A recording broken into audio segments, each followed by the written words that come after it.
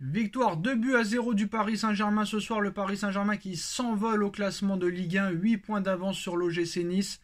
À un mois, jour pour jour, de ce match face à la Real Sociedad qui a été battu hier en championnat d'Espagne. Le Paris Saint-Germain s'envole. Le Paris Saint-Germain continue dans sa progression.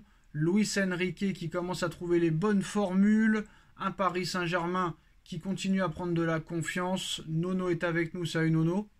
Salut Sacha. Alors Nono, dans un premier temps, qu'as-tu pensé de la victoire du Paris Saint-Germain ce soir, 2 buts à 0, sachant que dans cette vidéo, Nono, je vais te mettre en très très grande difficulté. Ah, t'as décidé de me mettre en difficulté. Alors on va y aller. Moi j'ai 3 points. 3 points. Bon ben on va commencer par le Paris Saint-Germain qui s'envole au classement. Donc pour moi le championnat, on va dire que je vais un peu vite, mais pour moi, le championnat, ça y est, il est bouclé. Deuxième point que je retiens, Barcola a gagné sa place de titulaire, je pense.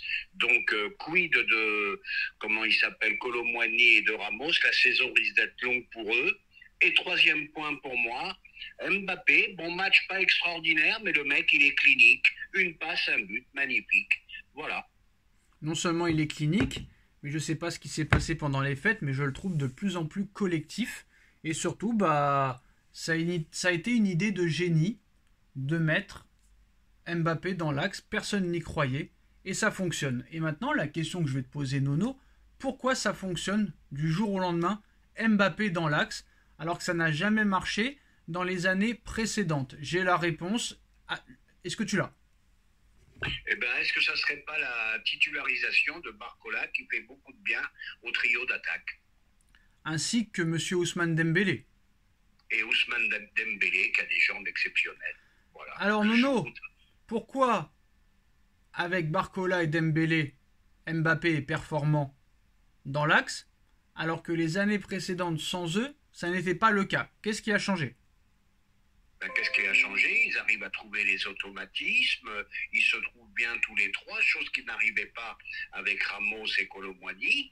Et voilà, le changement. Non, mais je parle des années précédentes. Ah là, les années précédentes, t'avais 3 stars, chacun pesait son petit numéro perso, et voilà quoi, tout simplement.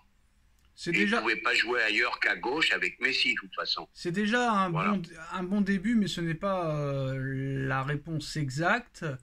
Déjà, comme on l'avait dit, Barcola et Ousmane Dembélé défendent énormément, ce qui n'était pas le cas de Léo Messi et de Monsieur Neymar. Donc, entièrement d'accord. Mbappé était un petit peu l'homme à tout faire, sachant que Ramos et Kolo Muani ne défendent pas non plus.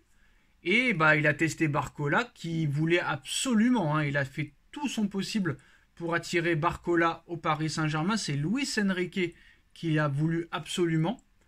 Barcola et Dembélé qui défendent énormément, ce qui permet à Mbappé de faire beaucoup plus de choses, Nono, chose que ne font pas Randal Kolo Muani et Gonzalo Ramos. Donc ça, c'est le premier problème, Nono. Avant de te redonner la parole, c'est simple, parce qu'en l'état, comme je le disais, le trio Mbappé, Barcola, Dembélé est indéboulonnable en Ligue 1 pour le moment, parce qu'il a permis de repositionner Mbappé dans l'axe, et Barcola semble être le joueur parfait pour Enrique. Dembélé est indiscutable, et force à M. Nasser Al-Khelaifi, ou surtout au Prince, parce que c'est le Prince qui dégaine l'oseille, force à eux d'avoir dépensé 170 millions d'euros sur 2 joueurs qui ne joueront probablement plus, tant que Barcola, Dembélé et Mbappé ne joueront plus. Et c'est quand même assez incroyable, même Asensio sur le banc. Et moi, en fait, Nono, peut-être que je me régale pas comme un malade mental à regarder cette équipe du Paris Saint-Germain. Mais les choix de Luis Enrique sont payants, sont cohérents. Et pour l'instant, bravo. Maintenant, la question que je te pose, Nono, j'ai 2 questions. Déjà, la première chose, est-ce que tu es d'accord, pas d'accord sur ce que je viens de dire? Et la deuxième, maintenant, question, même interrogation, Nono, pour l'instant, c'est indéboulonnable parce qu'on est en Ligue 1. Mais est-ce que en Ligue des Champions, ça marchera? Eh ben écoute, donc on a l'air d'être d'accord tous les deux. C'est ce que j'ai dit en début de vidéo. La saison risque d'être très longue et pour Kolo Muani et pour Ramos, parce que pour moi, je pense que Enrique, ça fait longtemps qu'il en parle. Barcola, il y tient absolument. Et là, il est en train de prouver qu'il a sa place. Donc désolé. Et on se retrouve avec 160 millions sur le banc. Bon, ça, 170 millions. Ça, voilà. Donc ça, c'est un autre problème, mais c'est quand même exceptionnel d'en arriver là. Et puis bon, maintenant, il faut rester humble un petit peu quand même, parce que j'ai vu une équipe qui s'appelle le Real de Madrid, pas au complet. Oui, mais pour l'instant, on ne joue pas contre le Real Madrid, non, on joue contre la Real Sociedad. Et la question que je te pose, le trio a montré ses qualités en Ligue 1. Est-ce que ça marchera en Ligue des Champions? Et ce que j'ai vu de la Real Sociedad hier, c'est très très faible. Hein. Donc si tu passes pas là... Là, je te dis, c'est un accident industriel si tu passes pas la Real Sociedad. C'est une bonne équipe, mais faut pas non plus. Pour moi, c'est une équipe à peu près à la hauteur de Lens, hein. Est-ce que ce trio peut marcher en Ligue des Champions? Ah, je pense qu'il peut marcher. Je pense qu'il peut marcher. En tout cas, t'as deux ailiers supersoniques, t'as Mbappé supersonique plus buteur. Ça peut faire mal aux autres de se mettre au niveau Par pareil. contre, Nono, il va falloir acheter un latéral droit. Je ne sais pas pourquoi il veut plus de Nordi Mukiele d'un seul coup. Il a dit que c'était lui le patron et qu'il faisait jouer ce qu'il veut. Solaire qui joue au milieu, en attaque ou en défense, n'a pas du tout le niveau. C'est Warren qui a fait le boulot à droite aujourd'hui. Fabian Ruiz, il va falloir qu'il se réveille parce que certes, il revient de blessure. On va mettre la faute de ses problèmes là de rentrer sur blessure. Pour moi, Danilo, Nono, est 10 fois meilleur que Milan Skriniar, j'ai pas peur de le dire. Ce soir, il a fait vraiment un très très très bon match, Danilo Pereira. Est-ce que c'est pas le défenseur central qu'il faut au PSG au lieu d'aller en chercher un autre qui ne sert à rien? Je pense que ça peut suffire. Je pense que si tu as un milieu de terrain supplémentaire et un latéral droit, tu peux faire beaucoup aujourd'hui. Mais moi, Danilo, j'aime beaucoup. Hein. Ah ben Danilo, c'est le soldat, c'est le soldat. Bon, moi j'ai un petit problème un petit peu avec sa lenteur. C'est ça qui me gêne un petit peu chez lui, mais au niveau défensif, excellent, excellent garçon, défenseur très sérieux, très bon toucher de balle, très bonne relance. Voilà, Danilo très très satisfaisant. Hein. Et moi, franchement, je respecte Enrique pour le moment, j'ai bien dit pour le moment, parce que je pense qu'il a fait quelque chose que personne n'a jamais osé faire dans le monde du football, Nono. Même Guardiola n'a jamais fait ça. Mettre 3 attaquants que tu viens d'acheter, 170 millions sur le banc, plus Asensio. Les 3 joueurs viennent d'arriver. Hein. Les 3 joueurs viennent d'arriver. De les mettre sur le banc.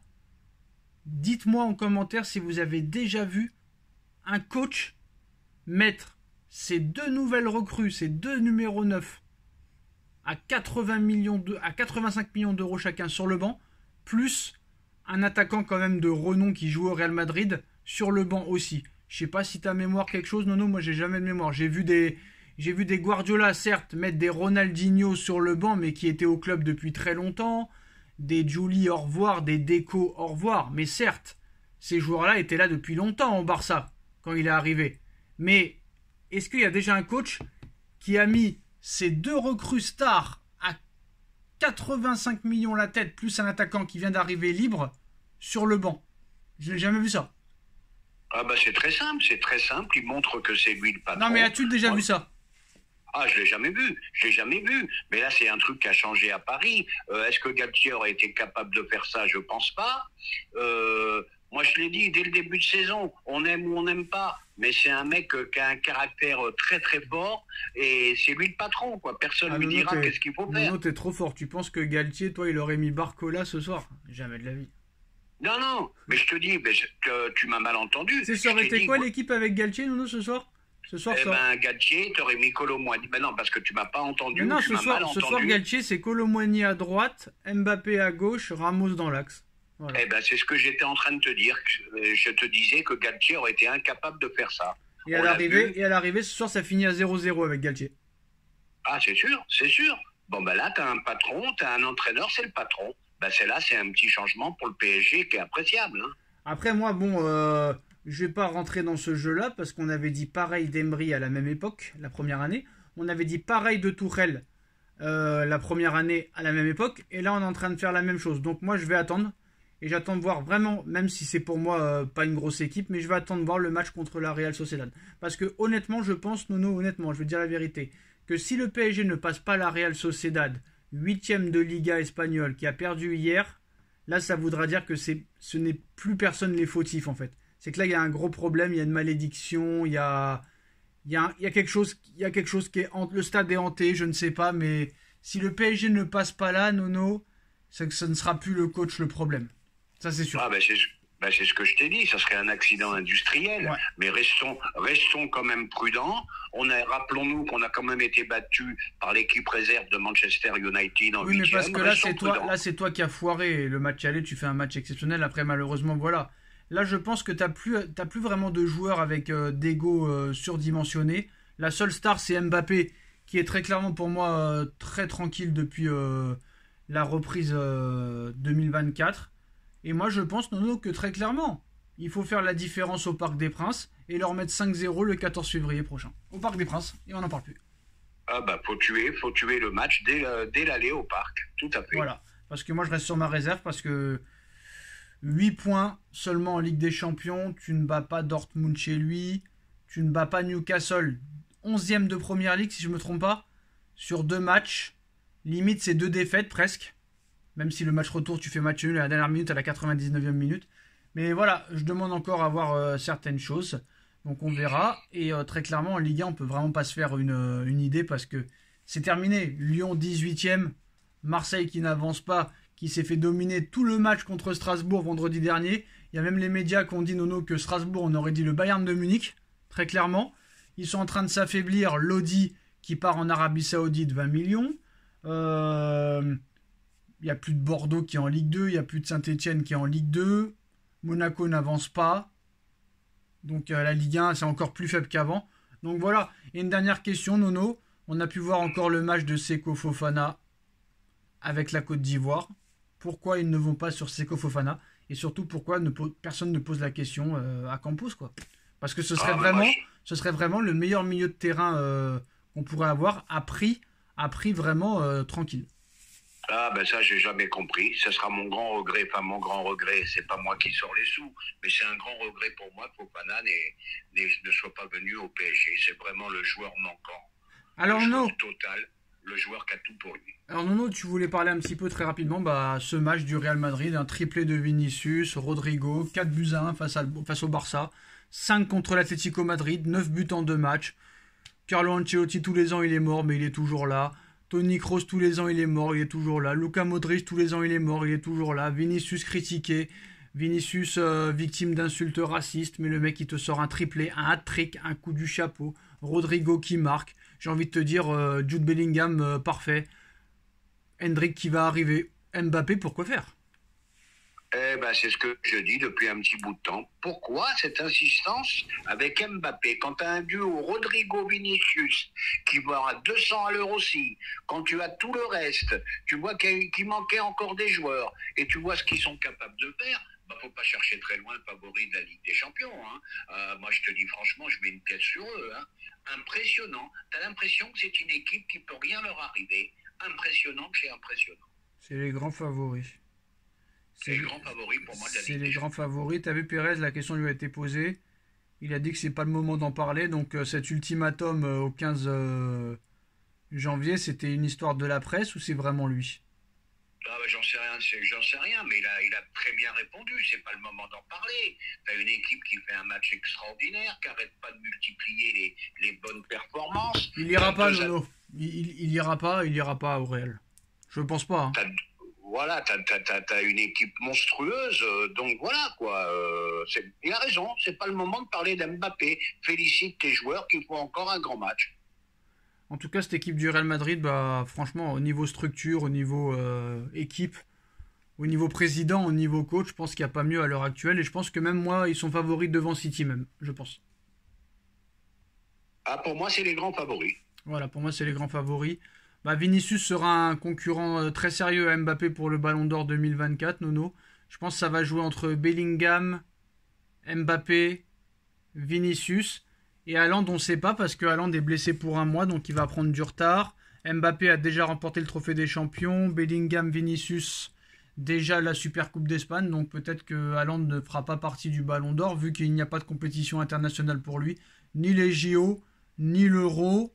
Un mois de blessure, ça va être compliqué pour Haaland parce que vu la saison qu'il a fait l'année dernière, Nono, où il a tout gagné, où il a fait battu des records historiques, Je vois pas comment il peut être Ballon d'Or cette année avec, pour commencer avec une blessure d'un mois, quoi. C'est pas possible. Bah, ça sera difficile pour lui. Bon, on a eu le triplé de Vinicius, mais on a eu un Bellingham éblouissant dans le jeu, éblouissant. Il n'y a pas d'autre mot.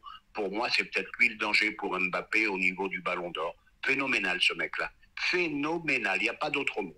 Et ben voilà les postos, c'est la fin de cette vidéo. Dites-nous en commentaire ce que vous en pensez. Like, partage, commente, abonne. Et à très vite pour une nouvelle vidéo. Merci Nono, merci à tous. Merci Sacha. Tchuss.